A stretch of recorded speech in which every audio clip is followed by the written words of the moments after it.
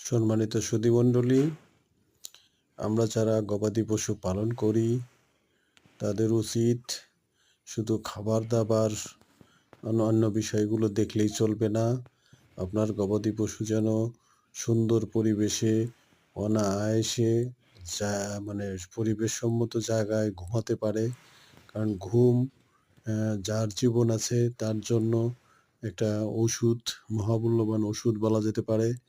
তাই আমরা যারা মিনি খামার করেছি, আমি সবার উদ্দেশ্যেই আহ্বান করব, আপনার গবাদি পশু প্রতি খেয়াল করেন যে শেষ রাত্রে সুন্দরভাবে তার জায়গার মধ্যে আরাম-আয়েশে ঘুমাতে পারছে কিনা। ঘুম অনেক বড় উপকারিতা একটা জিনিস, যেটা আমরা যারা মানুষ তারা অনুধাবন করতে পারি। ওরা হয়তো কথা বলতে পারে না। অতএব সবার উদ্দেশ্যেই এই শিক্ষণীয় ভিডিওটা আমার একটু কষ্ট করে করা। সবাইকে ধন্যবাদ, যাতে সবার উপকৃত হয়।